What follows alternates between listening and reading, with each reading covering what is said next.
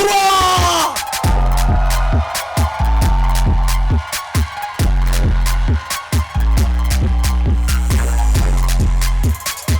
Ok, c'est bon. Si je devais vivre de la musique, j'allais mourir de faim. En fait, de la danse. Parce que moi, je ne sais pas danser. Le problème, c'est quoi?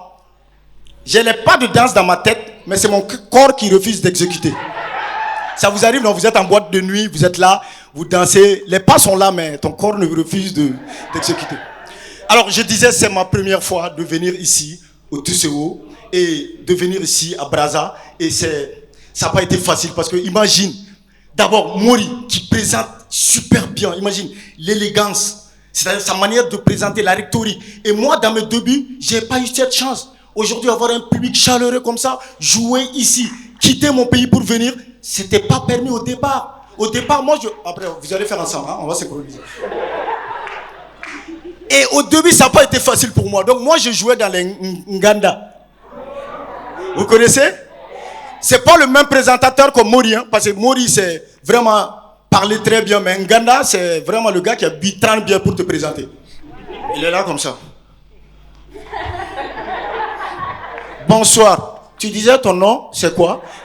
Et moi, je suis derrière les baffles. ATT Junior. Mais je vais vous présenter. Ton nom, c'est quoi encore?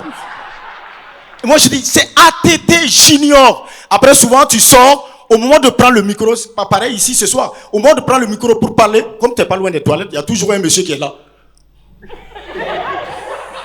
Pousse-toi. Et DJ, tu peux pas mettre ton roga-roga? Et ça n'a pas été facile pour moi. Tu vois, au départ, moi, je ne voulais pas être comédien. Moi, à la base, je voulais être chanteur. Comme Salif Keita, et comme Oumou Sangaré. Et je me rappelle, j'ai commencé à répéter, à travailler la musique. Mais sauf que, j'ai pris conseil avec les aînés. Ils m'ont dit, avant de chanter, il ne faut jamais fermer les yeux, excepté Mariam et Amadou. Et le jour du concert, je vous jure, j'ai fait 3500 places à raison de 50 000 par tête. 25 000, madame, c'est moi, j'ai écrit mon sketch. Et quand j'ai pris le micro, j'ai commencé à chanter, j'ai dit aïe, aïe. Quand j'ai ouvert les yeux, tout le monde était parti à la maison. Sauf un seul monsieur. Je suis venu, j'ai dit, monsieur, vous êtes resté, ça m'a fait plaisir. Il me dit, il est le vigile d'ici, il attend que je prenne mes affaires, qu'il ferme la porte.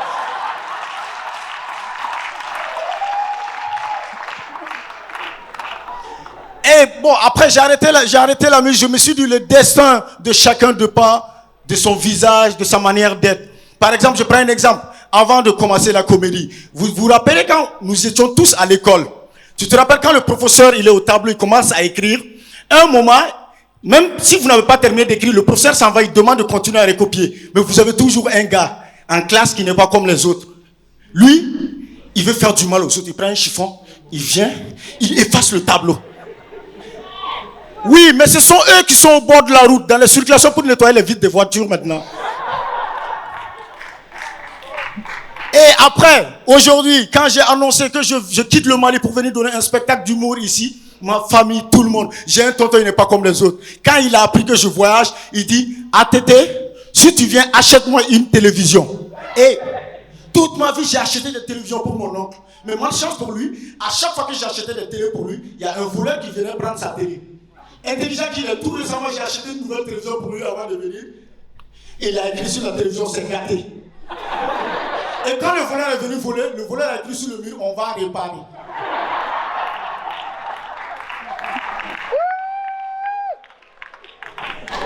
Et c'est comme ça j'ai dit, voilà, et aujourd'hui, je suis très content de voir que ça a changé. Parce qu'il y a des mois de cela, si nous on devait faire un spectacle, on ne voyait pas le visage, le sourire de chacun. À cause de vous avez ça déjà. À cause de la pandémie, les gens mettaient des cachets. Mais ce soir, j'arrive à voir les lèvres, le sourire de tout le monde. À partir de la pandémie, la dernière fois, pour moi, quand je prends un taxi, je suis dans le taximan roule. Période Covid, il roule le taxi. Voilà, c'était son taxi. Et moi, je suis à côté. Il me donne un cache-nez. Imagine un taximan qui te donne un cache-nez. Je prends le cache-nez. Et je lui demande, pourquoi tu fais ça? Il dit que, je dis, mais ce monsieur doit lutter pour la cause de la pandémie. Il continue. Il me donne des bonbons, des biscuits. J'ai dit, oh, on est à Uber. Yeah! Bamako à Uber maintenant. On a eu, moi j'avais des soucis. Je me disais, mais Oh là là, je vais lui donner combien? Il m'a dit 2000 francs. Tellement j'étais content pour le récompenser parce que je me suis dit, il lutte contre la pandémie. J'enlève 10 000 francs. À l'arrivée, je lui remets les 10 000 francs. Il me regarde, je dis, mais pourquoi vous m'avez mis à l'aise? Donc moi, je vous donne 10 000 francs. Et directement, il récupère les 10 000 francs. Il dit, mais patron, écoute, c'est 2 000 francs. J'ai dit, non, tu es un bon gars. En partant, il m'appelle, il me dit, chef, tu peux amener le cache-nez, je vais donner à quelqu'un d'autre.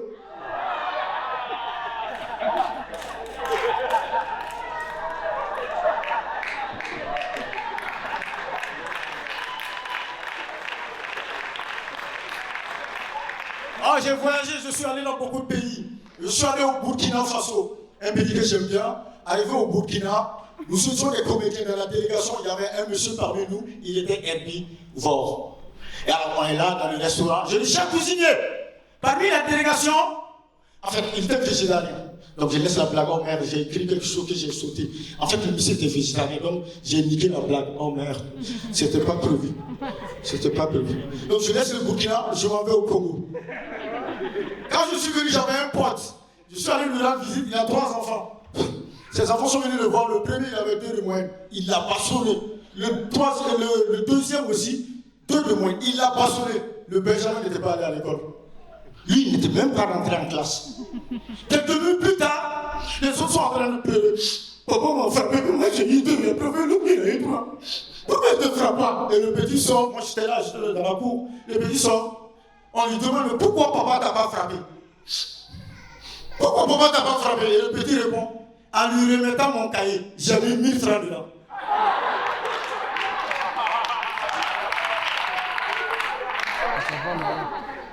Oh, par applaudissement, il y a les Maliens ce soir dans la salle? Par applaudissement.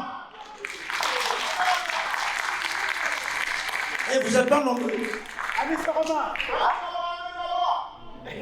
Amis Romain. Ah ben là. Intégrez-moi pour venir. Ça fait plaisir. Et il y a des gens qui sont allés en boîte de nuit.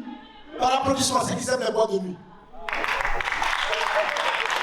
Et moi, c'est un constat. Je ne sais pas pourquoi, mais généralement, quand vous êtes devant la boîte de nuit, entre mecs, ça cause entre vous. Il y a toujours des filles bien habillées, sexy, elles passent en groupe. Et généralement, vous avez toujours un mec dans le groupe qui se joue à Karl Marx. Comme Karl Marx le disait, l'idéologie devient une arme efficace dès qu'elle s'empare de la masse. Et eux, ils ont interprété autrement. Les gars, ils sont devant la boîte. Tu vois, les filles, ça passe en groupe.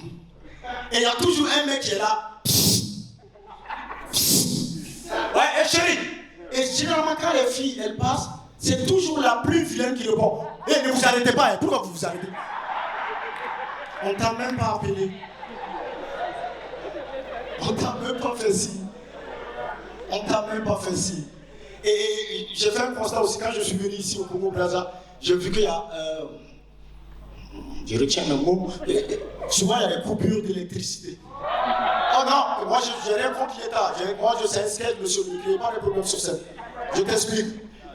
Je ne sais pas, mais pourquoi, quand il y a coupure d'électricité chez vous, vous êtes obligé d'ouvrir la porte et regarder chez les voisins pour dire que c'est coupure générale?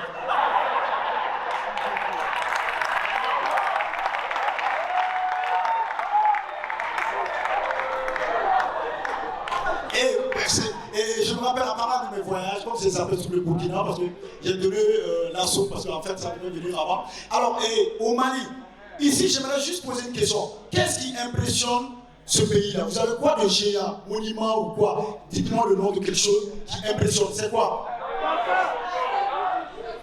Hein? Chacun veut montrer qu'il est branché. Il y a un monsieur qui est la corniche. Il veut dire, moi chef avec ma copine, on part à la corniche. J'ai dit tous les gars. Alors je vous explique. Moi j'ai un pote qui est venu des États-Unis. Je vous jure, il est venu des États-Unis. Il voulait se faire impressionner au Mali par des trucs. Parce qu'aux États-Unis, imagine, tout est big, gros, grand, tu vois.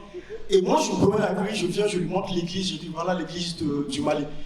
Église Bamako. Petit, small. Il y a l'hôtel Sofitel, je parle, je lui montre l'hôtel Sofitel. J'ai dit l'hôtel Sofitel. Il me dit, Hôtel Sofitel, small, petit, États-Unis, big, gros, grand. Et on a passé toute la journée, frère, toute la journée. Moi, j'étais fatigué un moment, j'ai décidé, allons au marché. On arrive au marché, on s'assoit, il était là.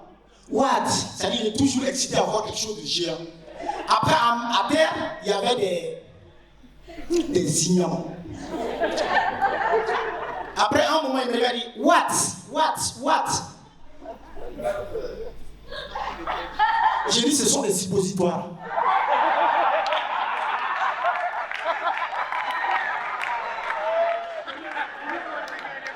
Et il regarde et dit, oh, Mali gros, grand, États-Unis petit.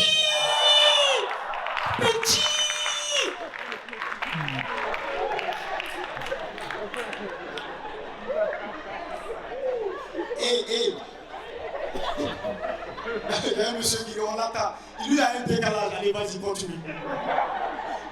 Et pour être clair avec vous, et j'ai jamais compris aussi ce concept dans les boîtes de nuit, une fille qui a toujours une bouteille, mais ça n'évolue pas.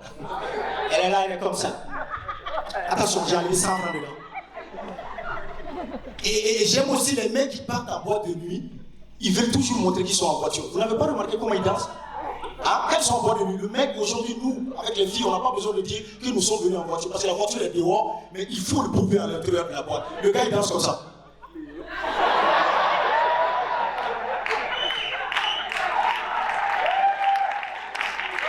Et tu as aussi ce mec qui est venu en moto, qui a compris qu'il y a un autre mec qui danse, pour montrer qu'il est venu en voiture, et lui, il est en moto.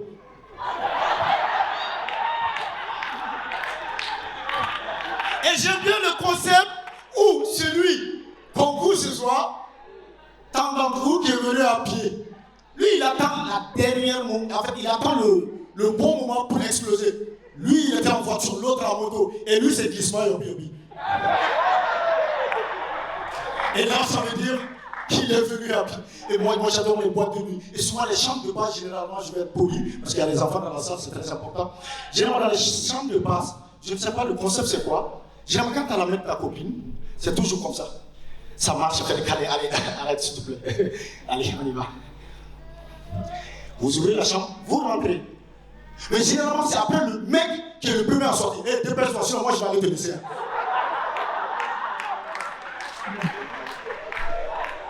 Comme si vous n'êtes pas venus ensemble. C'est quoi le délire? Et souvent dans le couloir des chambres de base, ça se salue dans des langues que tu ne peux pas imaginer. Tu as ta copine, il y a d'autres mecs. Le monsieur avec sa copine, ça se passe, ça dit bonsoir. Il y a des gars qui ont fait ça par applaudissement. Et les gars, j'ai vécu aussi les années 60. Moi, c'est mon sketch, c'était prévu. C'était prévu, c'est mon sketch.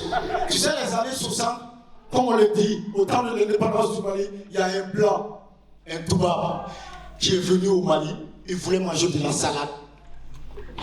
Mais il appelle le chef de village qui demande à un chef de faire le tour du village. Mais ce jeune revient, il n'a pas de la salade. Le blanc mécontent. Il rentre dans sa chambre. À 4h du matin, la mosquée. Aïe la salade, aïe la salade. Le blanc, il entend ça le matin, il fonce chez le chef de village. Monsieur, hier, vous avez dit qu'il n'y a pas de la salade, alors qu'à 4h du matin, il y a un monsieur qui n'a pas dit il y a de la salade, il y a de la salade, il y a de la salade, il y a de la salade, il y a de la salade partout dans le village.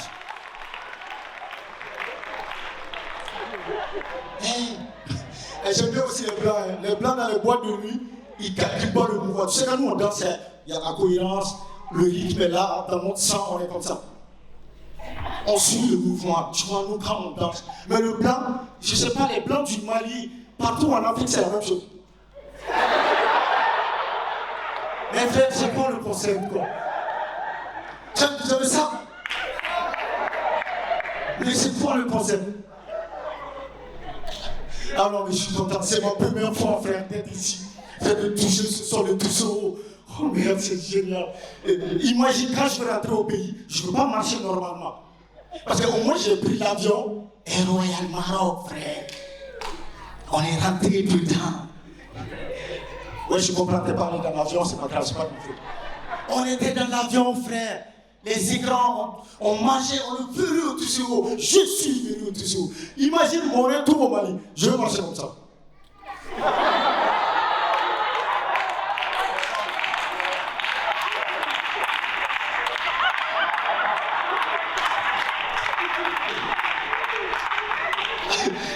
C'est trop intéressant. Alors, ah? Kacheb Dar es Salaam. Et c'est un Malien qui parle?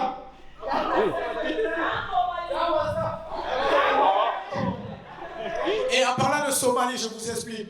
Moi, j'ai eu la chance de voyager, comme je le dis. Je suis allé à Johannesburg. Après, on m'a dit que c'est Johannesburg. Je ne connaissais pas. J'arrive, et il y a de quoi être fier du Mali. J'arrive, je me promenais, mais je n'avais pas appris l'anglais. À part Namando, behind the police station. Vous vous rappelez? Namando, behind the police station. Moi, je connaissais tout ça. Mais je ne connaissais pas le nom de la clé en anglais. Et j'arrive, l'hôtel était là. Je suis devant l'hôtel, la réception, la dame, elle me dit ta chambre, elle a parlé de quelque chose que moi je n'ai pas compris, mais j'ai compris quand même qu'elle me montrait ma chambre parce qu'elle faisait ça. Et moi, je voulais la clé de ma chambre. Mais comment dire la clé en anglais? C'est pas ton sketch. Alors, tout de suite, je dis à la dame, please, where is... Et tout ça, la dame, elle ne comprenait pas. J'ai dit, please, where is... Après, elle me dit, qui? Elle me donne la clé. Mais là-bas, tellement ils sont en avance, l'architecture, le pays est tellement développé qu'ils ont des cartes, frère. C'est pas comme les grosses clés au Congo ici. Tout petit galère, quoi. Allez. Pour l'entrée. Là-bas, tu fontes à la porte s'ouvre, frère. Je prends l'ascenseur, je suis dans l'ascenseur. J'avais 2 blancs autour de moi. Et le premier me regarde. Autour de mon cou, il y avait un badge, c'était écrit From Mali. Il dit, you come from Mali. Il y a l'autre qui dit Somali. S-O quoi. Le grand Mali. Somali. Moi, je n'avais pas compris. J'ai dit non. Mali people is big. One me is mess. Mais comme il n'arrivait pas à comprendre, j'ai dit je t'aime, mon amour. Ah, Mali Tombouctou. J'ai dit Mali Bamako, pas Tombouctou. Oh non. Ça fait plaisir. Mesdames et messieurs, c'était un TT Junior du Mali. Et merci de m'avoir écouté. Voilà. On demande à tous les artistes de venir. C'était la première soirée du TCO. Tous les artistes sur la scène, les artistes. Bon, attendez. Les gars, moi je ne me suis pas encore présenté. Hein. Je ne me suis pas présenté. Hein. Ok. Moi je m'appelle Mori Touré. Je suis venu ici pour faire formation, on m'a donné le micro pour parler. C'était pas mal, non? On peut venir demain? C'est un public. On remercie encore tous ces artistes. Demain, nous sommes là à 18h. Il y aura d'autres artistes du Congo, d'autres particules d'Afrique. Et le samedi, l'apothéose avec le centre des proverbes africains. Et merci Seydou Abacha. Et merci au Mali. Merci au Mali. Voilà, Maman Hiro. Monsieur le Mister 100%. Monsieur Chérébin et Nana Chefo. Merci à tous et demain à partir de 18h. Merci. Vive le rire.